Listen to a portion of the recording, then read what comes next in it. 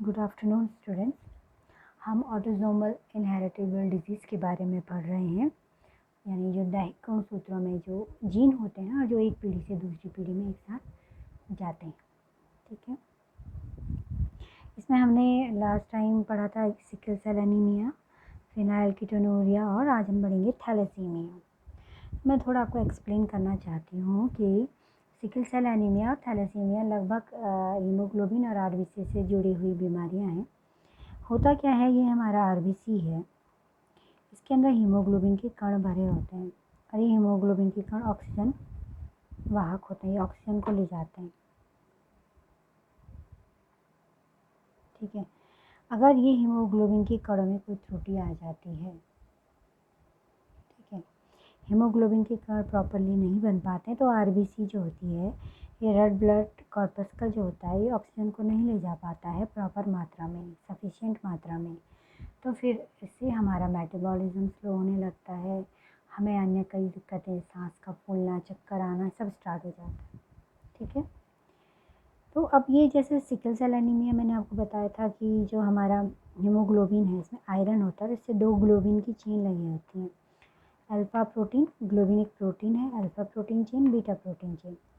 तो sickle cell anaemia के case में जो बीटा चेन होती है, उसका जो जीन होता है वो 11वें क्रोमोसोम पे होता है और अल्फा चेन का जो जीन होता है वो 16वें क्रोमोसोम पर होता है।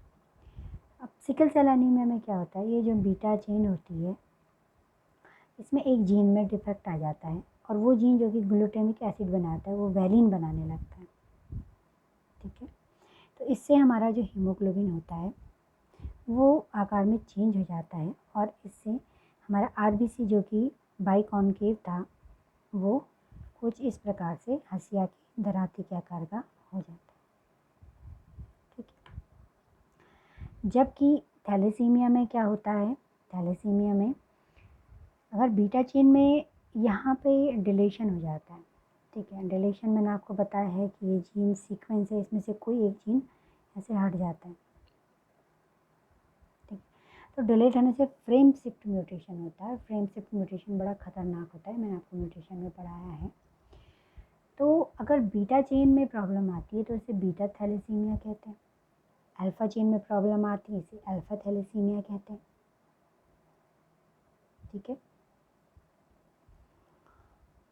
अब ये किस प्रकार से कैरी होते हैं, जैसे मैंने आपको बताया था सिकल सेल एनीमिया में कि सपोज़ ये वाला पोर्शन हीमोग्लोबिन, ये सपोज़ 11वीं चेन है सिकल सेल एनीमिया के केस में, और यहाँ पे इतना पोर्शन हमारा ये क्या बनाता है, बीटा चेन बनाता है। ठीक है, अब अगर दोनों के दोनों ये क्रोमोसोम ठीक है, में प्रॉपर बीटा चेन बन रही है, तो हम इसको एक सिंबॉलिक रूप में डिनोट करते हैं HPA HPA। ठीक है, ये मेल में भी हो सकता है और फीमेल में भी हो सकता है। अगर ये वाली चेन सपोज इसमें डिफेक्ट आ गया है, ये जो बीटा चेन बना रही है उसमें म्यूटेशन हो गया है, तो हम इसे कैसे लिखते हैं, HPA HPS।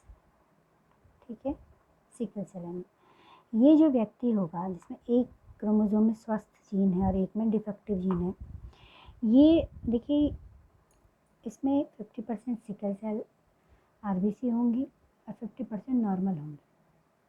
ठीक है, तो ये वाहक होगा, ये अगली पीढ़ी में इसको ले जाएगा।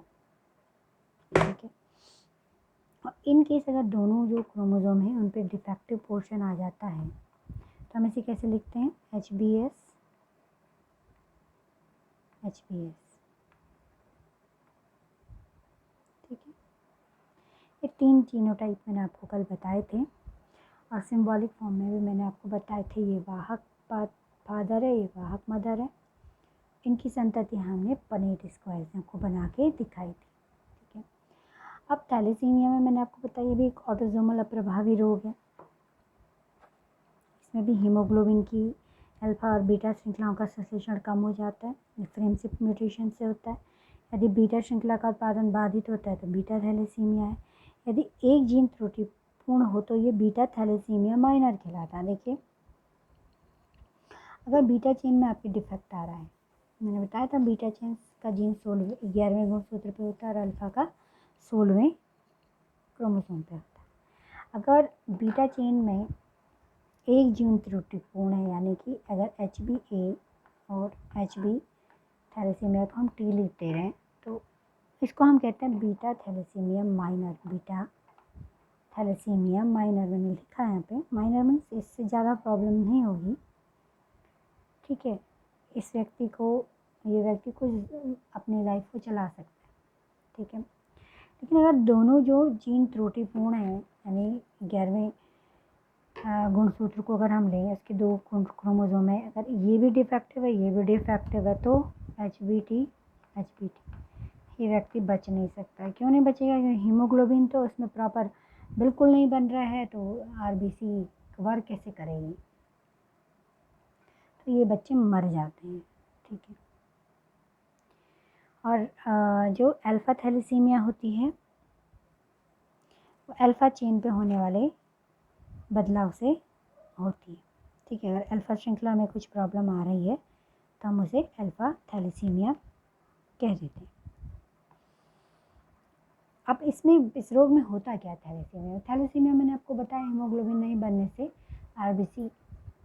आरबीसी के अंदर हीमोग्लोबिन ही होता है, और उसका आरबीसी का काम ही क्या होता है? ऑक्सीजन को कैरी करना। तो सीधी सी बात है कि रक्त की कमी हो जाएगी, खून की कमी हो जाएगी, रक्त अल्पता हो जाएगा। और जब हीमोग्लोबिन बिल्कुल ही डिफेक्टिव हो तो उसमें तो ब्लड होगा ही नहीं, ठीक है। तो इसको हीमोलिटिक एनीमिया भी कह देते हैं। इसमें अल्फा या बीटा चेन कम बनने से हीमोग्लोबिन का निर्माण कम मात्रा में होता है। इसका मैंने पेडिग्री बनाया हुआ है, देखिए फादर वाहक है, एक डिफेक्टिव जीन है जिसमें, और मदर नॉर्मल है। इनकी संतान इस प्रकार की होंगी, ये नॉर्मल है, ये इसमें एक त्रुटिपूर्ण जीन है, इसमें भी एक त्रुटिपूर्ण जीन है, और इस प्रकार से हमने ये पनीर स्क्वायर बनाया है, ठीक। नेक्स्ट हमने अब ऑटोसोमल डिजीज सारी पढ़ ली हैं, प्रभावी अप्रभावी आपको याद करनी है, कौन से गुणसूत्र में होती हैं ये भी आपको पता होना है। और मैंने आपको जैसे बताया था कि ऑटोसोमल डिजीज़ में पेडिग्री से हम कैसे पता करेंगे? जब स्त्री और पुरुष की आवृत्ति बराबर होती है, वो ऑटोसोमल है। और जब आवृत्ति में क्या है, तो पुरुष ही पुरुष प्रभावित हैं या स्त्री प्रभावित हैं, तो वहाँ से ये समझ आता है कि ये सेक्स लिंक्ड इनहेरिटेंस है, ठीक है। और रिसेसिव और डोमिनेंट का मैंने आपको बताया, अगर प्रत्येक पीढ़ी में पीड़ित व्यक्ति है तो वो डोमिनेंट जीन है, और अगर किसी पीढ़ी में पीड़ित व्यक्ति है तो वो रिसेसिव जीन है। अब हम बात करते हैं सेक्स लिंक्ड इनहेरिटेंस की। पहले सेक्स लिंक्ड इनहेरिटेंस क्या होता है? जैसे मैंने आपको लिंकेज में बताया था कि किसी जीन में उपस्थित, ध्यान से सुनिए, किसी गुणसूत्र में उपस्थित जीन एक साथ जाना पसंद करते हैं, ठीक है। अब सेक्स लिंक का मतलब क्या है? Sex chromosome. ह्यूमन के केस में 2 सेक्स क्रोमोसोम होते हैं, एक्स और वाई, ठीक है। अब एक्स और वाई में थोड़ा सा अंतर ये है कि एक्स में सेक्स डिटर्मिनेट करने वाला जीन होता है, एक्स में ऐसे जीन होते हैं जो ओवरी बनाते हैं, ठीक है। उसके अलावा एक्स में और काफ़ी जीन होते हैं जो हमारे दैनिक क्रियाकलाप को प्रभावित करते हैं, ऐसे एंजाइम, ऐसे प्रोटीन्स बनाते हैं जो हमारे दैनिक कार्य के लिए आवश्यक है। जैसे आप जानते हो, जब कभी हमारा कहीं पे कट लग जाता है तो खून निकलने लगता है, थोड़ी देर में वो थक्का वहाँ पे बन जाता है। तो उस थक्के को जमाने के लिए जो प्रोटीन चाहिए, जो फैक्टर चाहिए, उसको बनाने वाले जीन बेटा हमारे लिंग गुणसूत्र एक्स पर उपस्थित होते हैं, ठीक है। और आप जानते हो एक्स गुणसूत्र मेल में भी होता है, फीमेल में भी होता है। एक्स गुणसूत्र मेल में भी होता है, फीमेल में भी होता है, ठीक है। और अगर एक्स गुणसूत्र ना हो, वाई हो, तो क्या ऐसा जीव चल पाएगा? नहीं चल पाएगा, क्योंकि उसमें ऐसा जीन तो है ही नहीं कि जो ब्लड कटने पर कहीं जो है उस खून का थक्का बनाए। तो थक्का ही नहीं बनेगा तो खून बहता रहेगा, व्यक्ति की मृत्यु हो जाएगी,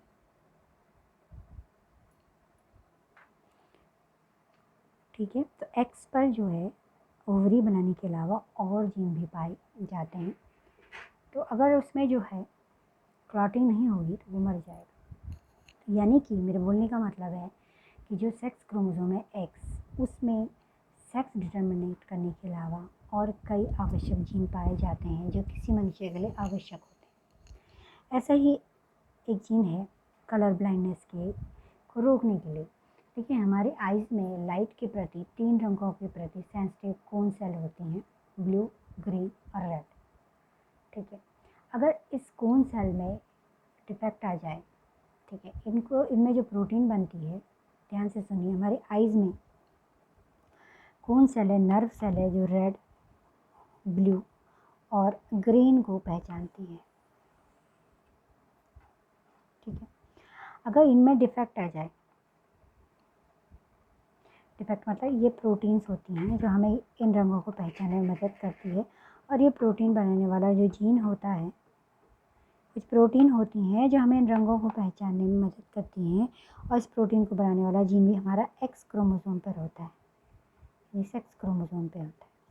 अगर इसमें डिफेक्ट आ जाए तो हमें कलर ब्लाइंडनेस हो जाता है, हम रंगों में अंतर नहीं कर पाते। तो एक्स गुणसूत्र पे 2 जीन तो मैंने आपको मेन बताए, एक कलर ब्लाइंडनेस, जिसकी कमी से कलर ब्लाइंडनेस हो जाता है, एक जीन वो, और एक जिसकी कमी से हीमोफीलिया हो जाता है। इसके अलावा इसमें लगभग 800 प्रोटीन बनाने वाले जीन होते हैं, और एक जो जीन होता ही है वो है इसका सेक्स डिटरमाइनिंग जीन। वाई की अगर हम बात करें तो वाई में मेन जीन होता है SRY। SRY क्या है? Sex determining region of Y chromosome. ठीक है, यानी इस पोर्शन से ही टेस्टिस का निर्माण होता है। बाकी इसमें जो जीन होते हैं उससे 70 प्रकार की प्रोटीन बनती हैं। ठीक है, जो लाइफ के लिए इतनी इम्पोर्टेंट नहीं होती है। तो मतलब अगर किसी सपोज़ किसी में वाई गुणसूत्र नहीं है तो उसमें क्या हानि होगी? उसमें एक ही हानि होगी कि वो नर नहीं बन पाएगा। ठीक है, लेकिन एक्स गुणसूत्र नहीं होगा तो मादा तो वो नहीं बन पाएगी, लेकिन उसके अलावा भी उसमें बहुत सारी प्रॉब्लम्स आ सकती हैं। वो जीवित ही नहीं रह सकता है, वो जीवित ही नहीं रह सकता है। जैसे मैंने हीमोफीलिया बताया, तो हीमोफीलिया में ऐसी प्रोटीन, ये जीन बना, ये इसमें ऐसा जीन होता है जो ऐसी प्रोटीन बनाता है जो रक्त का थक्का बनाता है। तो हमारा मेन सेक्स क्रोमोसोम कौन हो गया? एक्स हो गया। क्यों? क्योंकि एक्स के अंदर बहुत से गुण हैं और वो गुण एक साथ जाना पसंद करेंगे। वाई के अंदर बहुत कम जीन हैं जो हमारे ज़्यादा यूज़ के नहीं हैं, केवल टेस्टिस डिटरमाइनिंग फैक्टर के अलावा। दूसरा, ये होमोलोगस भी नहीं होते हैं, क्योंकि ये जो आपका कलर ब्लाइंडनेस को रोकने वाला जीन है वो एक्स में ही है, इसमें नहीं है। ये होमोलोगस नहीं है बेटा। एक टर्म मैं आपको और बताना चाहती हूँ, ये समझात नहीं है एक दूसरे की, इन्हें हेमीजाइगस कहते हैं। क्या कहते हैं? हेमीजाइगस। आपसे पूछा जा सकता है and it's very important. X और वाई क्या है एक दूसरे के? हेमीजाइगस। ठीक है, होमोलोगस नहीं है, समझात नहीं है, क्योंकि इसके बहुत कम जीन होते हैं जो इसके समझात होते हैं, उन्हें स्यूडो ऑटोसोमस कहते हैं। ठीक है, इन्हें एक दूसरे का हेमीजाइगस कहते हैं। मतलब जो जीन इस पर है वो इस पर नहीं है। क्लियर? तो अगर एक्स, इसके पास जो एक्स है, अगर उसमें ये जीन नहीं है तो जो नर होगा वो पूर्णतया से क्या होगा? पीड़ित होगा। ठीक है, अगर इसके, ये सपोज एक मेल है, नर है, इसमें एक्स और वाई है, इसके एक्स में अगर कलर ब्लाइंडनेस को रोकने वाला जीन नहीं है तो ये कलर ब्लाइंड होगा। इसके एक्स में अगर हीमोफीलिया रोकने वाला जीन नहीं है तो ये क्या होगा? हीमोफिलिक होगा। फीमेल की बात करें, फीमेल के अगर, क्योंकि ये अप्रभावी लक्षण है, ठीक है, फीमेल के अगर एक एक्स पर हीमोफीलिया के लिए जो हीमोफीलिया को रोकने वाला जो जीन होता है अगर वो नहीं है तो भी ये हीमोफिलिक नहीं होगी। क्यों? क्योंकि इसके पास वो जीन है। ठीक है, तो यहाँ पर 2 एक्स होने से एक डोमिनेंट हो जाता है और एक रिसेसिव हो जाता है। हाँ, अगर दोनों में ही रिसेसिव आ जाए तो ये पीड़ित होगी। तो इसी पे हम बात करते हैं। मैंने यहाँ पे लिखा हुआ है कि मनुष्य लिंग गुणसूत्र एक्स है, क्योंकि मनुष्य लिंग गुणसूत्र एक्स है क्योंकि एक्स पर सेक्स डिटर्मिनेटिंग जीन के अलावा अन्य कई गुणों के जीन पाए जाते हैं। तो मुख्य जीन क्या है? हमारा एक्स है। वाई गुणसूत्र पर केवल क्या होता है, sex determining region of Y chromosome और कुछ जीन पाए जाते हैं। उन्होंने लिखा है एक्स गुणसूत्र पर 800 प्रोटीन कोडिंग जीन पाए जाते हैं, वाई पर 70 प्रोटीन कोडिंग जीन पाए जाते हैं। एक्स क्रोमोसोम में सेक्स डिटरमाइनिंग जीन के अलावा अन्य कई महत्वपूर्ण जीन होते हैं। यदि व्यक्ति में वाई अनुपस्थित हो तो व्यक्ति जीवित रह सकता है, किंतु यदि एक्स क्रोमोसोम उपस्थित न हो तो व्यक्ति मर भी सकता है। अब सेक्स लिंक्ड इनहेरिटेंस क्या है? देखिए, वे जीन जो लिंग गुणसूत्रों पर उपस्थित होते हैं और एक साथ एक पीढ़ी से दूसरी पीढ़ी में जाते हैं। क्योंकि अधिकांश जीन एक्स गुणसूत्र पर उपस्थित होते हैं, अतः एक्स लिंक्ड इनहेरिटेंस को सेक्स लिंक्ड इनहेरिटेंस को हम एक्स लिंक्ड इनहेरिटेंस भी कह देते हैं। ठीक है, तो एक्स लिंक्ड रिसेसिव ट्रेट्स मैंने ये बनाए। देखिए, फादर्स को पीड़ित थे तो थर्ड जनरेशन में जाके उनका जो ग्रैंडसन था वो पीड़ित हुआ। तो ये सेक्स लिंक्ड क्यों है? क्योंकि ये फादर से सन में गया। ठीक है, यानी फादर से सन में गया। चलो हम इसे भी ना माने तो हम ये मान सकते हैं कि यहाँ पे ऐसा नहीं है कि मेल और फीमेल बराबर आवृत्ति में है। यहाँ पर मेल ही मेल दिखाई दे रहे हैं, एक सेक्स प्रभावित है। अगर एक सेक्स प्रभावित है तो ये कहीं ना कहीं आपके जो है सेक्स गुणसूत्र से जुड़ा हुआ है। दूसरा, ये रिसेसिव है, अप्रभावी है, क्योंकि ये इस पीढ़ी में नहीं है, दो आल्टरनेट पीढ़ियों में है, बीच में एक पीढ़ी में नहीं है। ठीक है, तो सेक्स लिंक्ड रिसेसिव ट्रेट्स बहुत इंपॉर्टेंट है और इसके हमें दो एग्जांपल पढ़ने हैं, हीमोफीलिया, कलर ब्लाइंडनेस। ठीक है, तो कलर ब्लाइंडनेस अगर हीमोफीलिया अगर आपसे पूछा जाए तो आप कहोगे यह लिंग गुणसूत्र पर उपस्थित अप्रभावी लक्षण है। तो वर्णांतर का जीन एक्स गुणसूत्र पर होता है और एक अप्रभावी एलील है, तो सी नॉर्मल विजन है और स्मॉल सी कलर ब्लाइंड है। ठीक है, फिनोटिपिक जीनोटिपिक की बात करें तो नॉर्मल विजन वाली फीमेल में एक्स सी होगा, नॉर्मल विजन वाली वाहक फीमेल में एक्स सी और एक्स स्मॉल सी होगा। समझ रहे आप मेरी बात को? मेरे बोलने का मतलब है कि अगर फीमेल में फीमेल में 2 एक्स क्रोमोसोम होते हैं। ठीक है, इसमें जो जीन है वो नॉर्मल है तो कैपिटल सी, इसमें डिफेक्टिव है तो स्मॉल सी।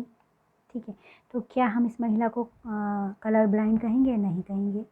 क्यों? क्योंकि इसमें एक तो प्रभावी है, ये इसके प्रभाव को छुपा रहा है, तो ये कलर ब्लाइंड तो नहीं है, लेकिन ये वाहक है। ठीक है, कैरियर है, अगली पीढ़ी में ले जाएंगे। लेकिन एक फीमेल हमारे पास ऐसी है एक्स, इसमें दोनों डिफेक्टिव है, ये भी डिफेक्टिव है, ये भी डिफेक्टिव है, इसमें भी स्मॉल सी, तो ये क्या हो गई? कलर ब्लाइंड हो गई, क्योंकि इसमें प्रभावी जीन तो उपस्थित है ही नहीं।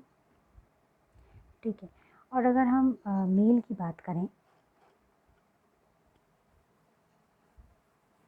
हम मेल की बात करें तो मेल में एक एक्स होता है और एक वाई होता है। ठीक है, तो अगर इसका एक्स सही है तो ये नॉर्मल मेल है, इसके एक्स में डिफेक्ट है तो ये सीधे से कलर ब्लाइंड हो जाएगा, क्योंकि वाई में इसका समझात नहीं होता है। ठीक है, ये यहाँ पे आपको समझाया गया है। वर्णांध स्त्री कब होगी? जब इसके दोनों रिसेसिव होंगे। नॉर्मल विजन पुरुष एक्स वाई, कलर ब्लाइंडनेस पुरुष एक्स सी एक्स वाई। ठीक है, तो एक गर्ल तभी वर्णांध होती है जब उसे एक अप्रभावी एलील माता पिता से मिलते हैं। एक पिता से मिला और एक माता से मिला, अप्रभावी एलील। अप्रभावी का मतलब है स्मॉल सी। ठीक है, और एक पुत्र कब होगा? जब उसे मदर से क्या मिल, क्योंकि एक्स मदर से मिलता है पुत्र को, तो अगर माता से उसे अप्रभावी एलील मिलेगा तो जो पुत्र होगा वो कलर ब्लाइंड होगा। ठीक है, अब एक क्वेश्चन है यहाँ पे कि एक्स फीमेल है, एक्स वाई मेल है, सी नॉर्मल विजन है, स्मॉल सी कलर ब्लाइंड है। तो आपको एक पुनेट स्क्वायर बनाना है जिसमें फादर कलर ब्लाइंड है, मदर नॉर्मल विजन है। ठीक है, जीनोटाइप मैंने बनाया, फादर का है x small C Y, mother का है एक्स। मुझे इसका पुनेट स्क्वायर बना करके व्हाट्सएप करेंगे। ठीक बेटा, आज के लिए इतना ही, थैंक यू।